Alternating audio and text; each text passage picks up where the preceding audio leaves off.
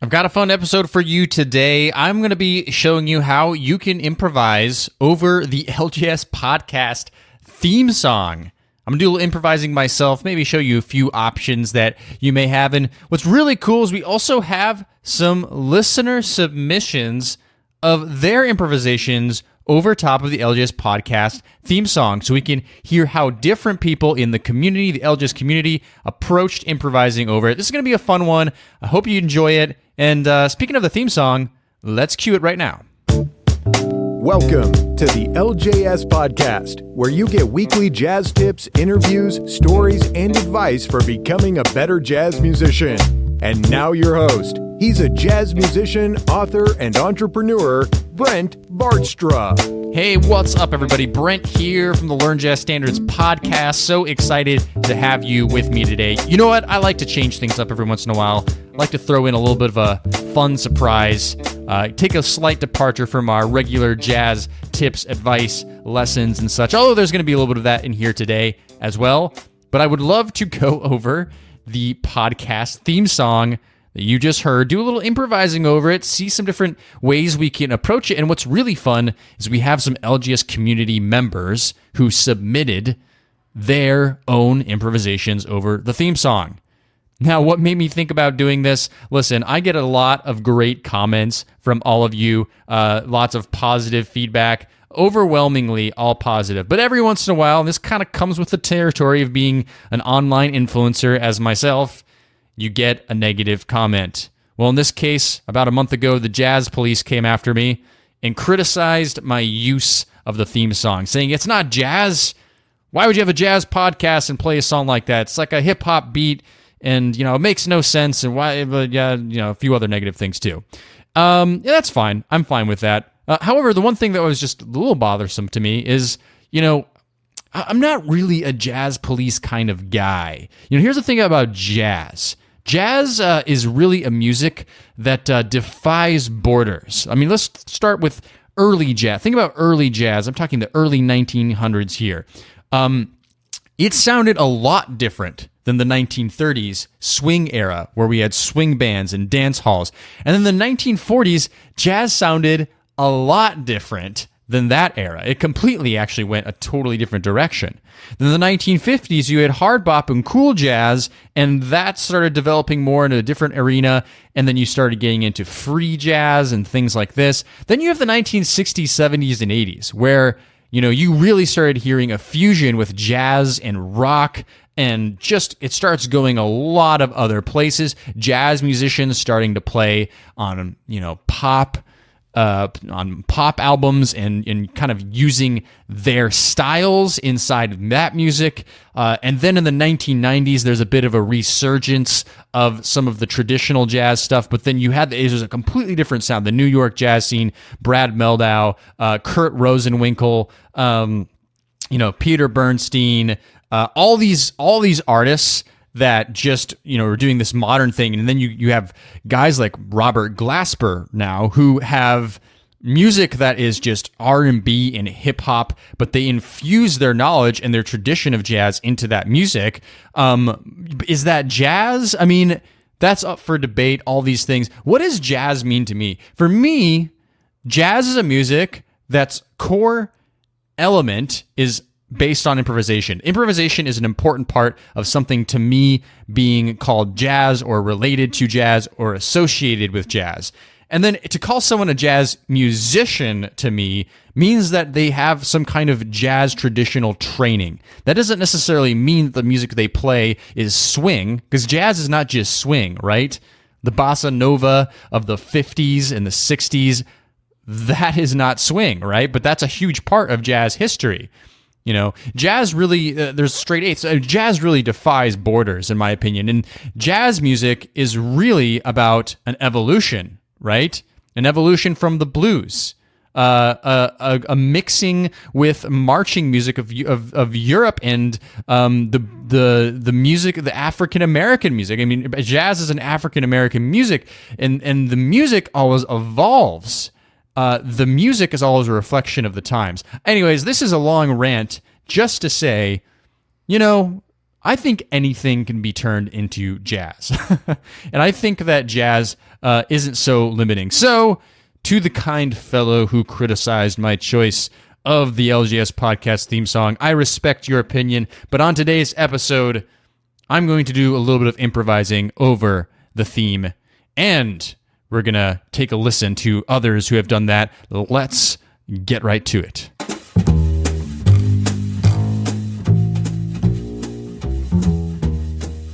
So the LJS Podcast theme song, it's pretty simple. There's not a lot to it, really. It really revolves around just two chords, in my opinion. And so that would be concert C major. So C, and I'm talking about just like the triadic C, not with a major seventh. Although in the recording, there is a major seventh that's added in there that you can hear.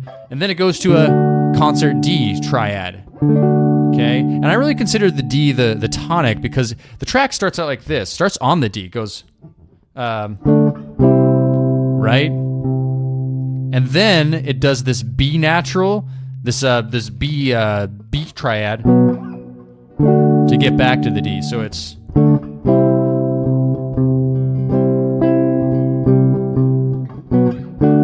right back to the D. So still the C and the D are really what we're circling around. Everything else is connecting in between. So a good starting point maybe to improvise over this is just to think about the major pentatonics of each triad. So over the C, we play the C major pentatonic.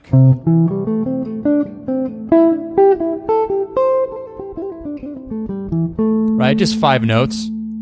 And then you have the D major, you just play the D major pentatonic.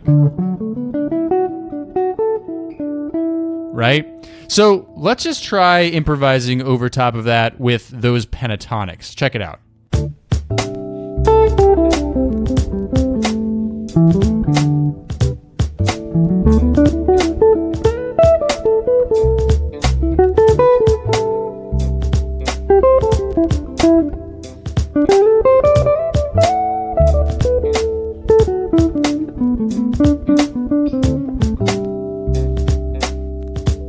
But I'm actually not as big of a fan of that. I actually really do hear more of a Lydian sound over top of that C chord there. So I hear more of like a...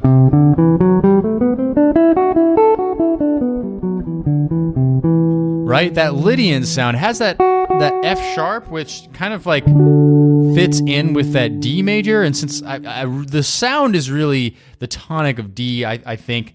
You know, I really like hearing that Lydian sound. So this time I'm going to kind of play around with that Lydian sound over the C, resolving it to the D. Kind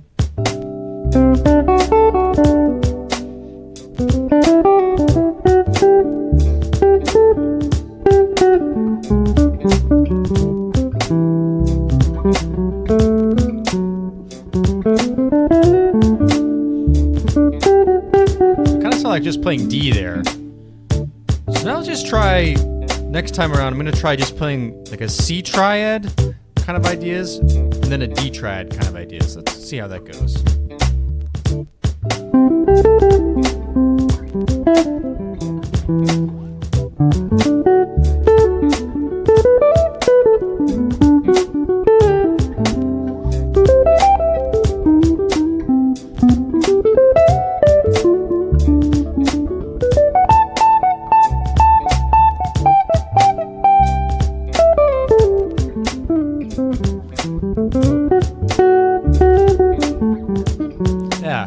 Differentiation there. Or let's try this. Let's try making this bluesy. Let's just play a D minor pentatonic here.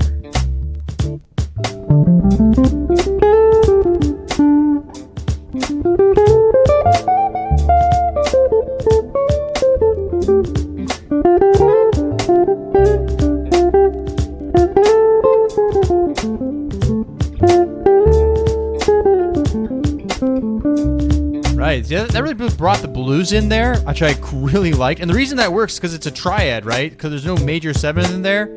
So we can really insinuate all these quote-unquote blue notes. But let me now try to like combine some of those ideas together with my improv.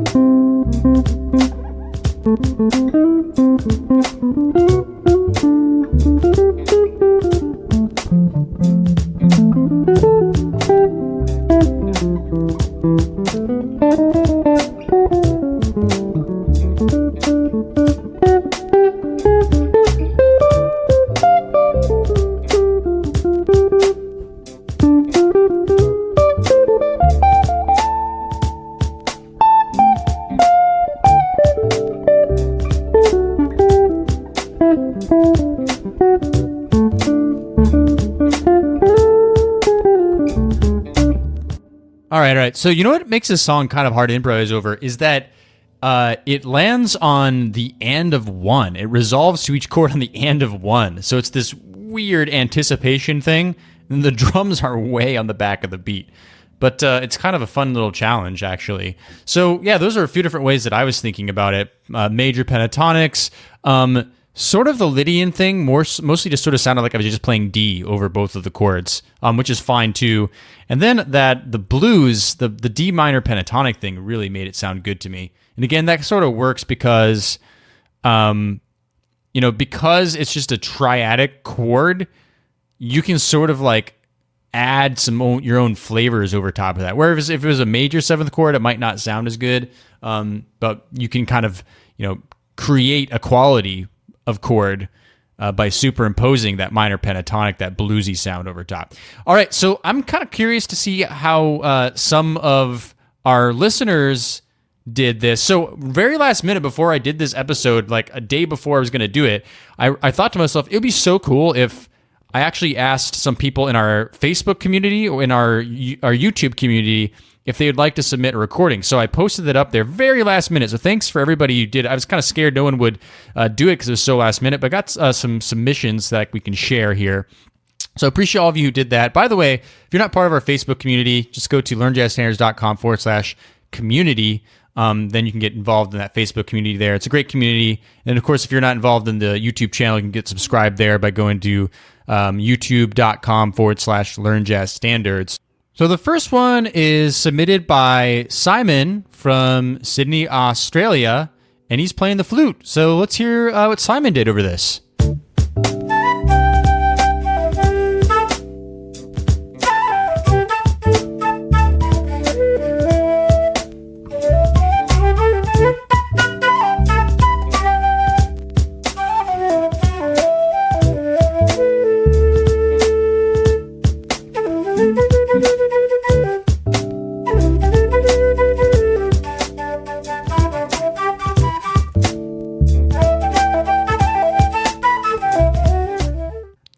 All right, good job there, Simon. Thanks for sending that in. That's really cool of you. So interesting. I feel like he chose to use the G major pentatonic. And then you resolve down to that third of the D sometimes there. So interesting. That's an interesting approach there. Again, the weird anticipations of the chord make the phrasing hard, I know. All right, let's try the next person here. And that next person is going to be Chris Guarino. Let's listen to Chris Guarino. Chris Guarino. Sorry, Chris. Didn't mean to butcher your name there. All right, here he is.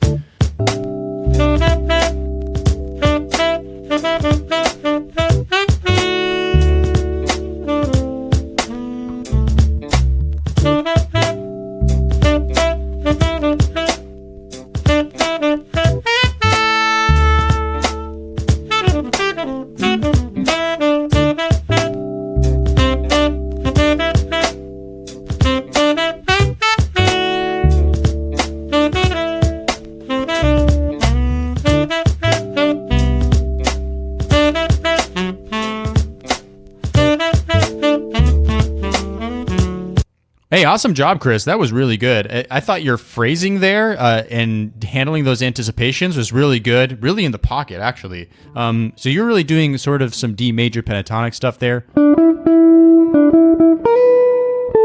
Stuff like that. Right, and you're using that fifth of the C, which would be the sus of the D, to go from the C into the D. So you're really emphasizing that. Stuff like that. which makes a lot of sense. So that sounded really good. I especially like that little beboppy line you played there. Just really well done. Okay, the next one we're going to listen to is from Aiden Fitzgerald. He's playing trumpet. So here he is.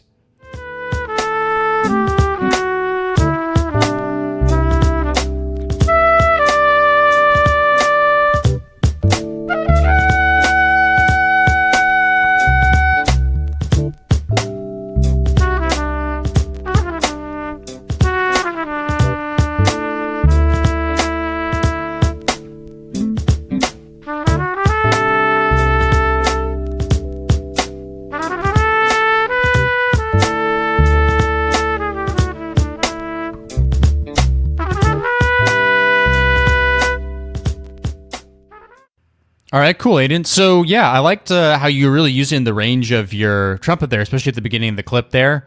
Sounded really nice. You were really using just the D major scale over top of it. You were right.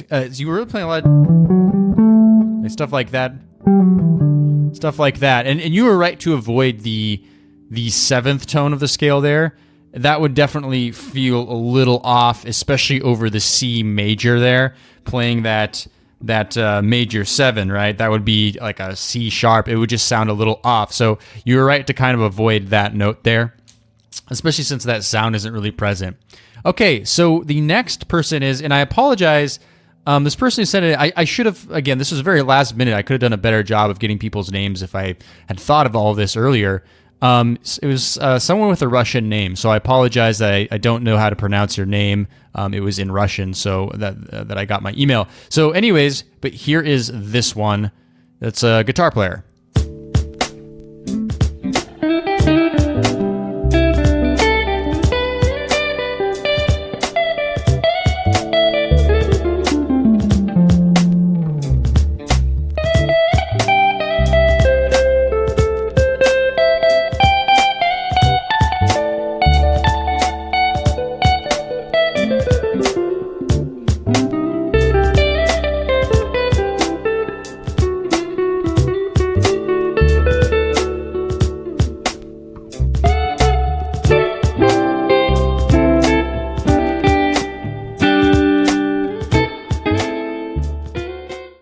Awesome job. Thanks for submitting that. So yeah, you're definitely playing the C major pentatonic ideas over top of the C chord.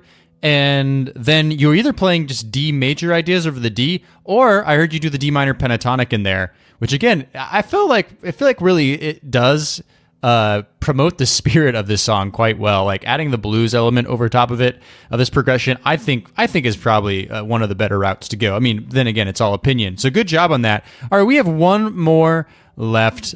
This person is Mads Bolding, I think also guitar player. So let's have him do his thing.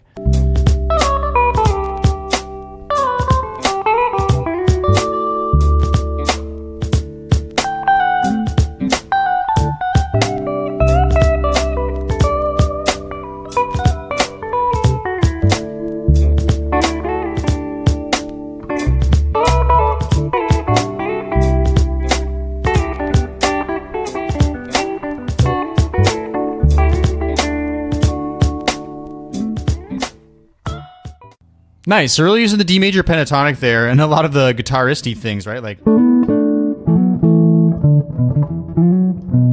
right, things like that, which sounds really great on the guitar for sure. So yeah, it was very interesting. Thanks everybody for submitting those who did this. That was really last minute. So thanks for everybody who just popped them in there. Those are the ones I was able to cover today. But yeah, I mean, listen, it's kind of fun to do episodes like this where, get a little audience participation. And just have a little fun. So hope you enjoyed this one way or another, whether you learned something or not, but really fun to see how everybody sort of approached it a little differently. So that's really cool.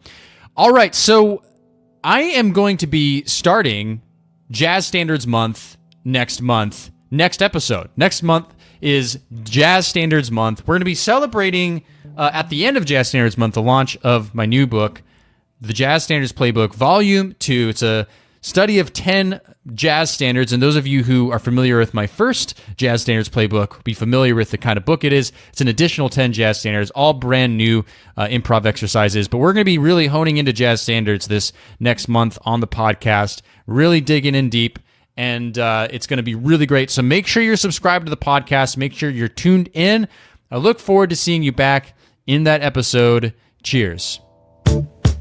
Thanks for listening to the LJS Podcast, brought to you by LearnJazzStandards.com. Subscribe to the series on iTunes, and don't forget to join our jazz community at LearnJazzStandards.com/newsletter.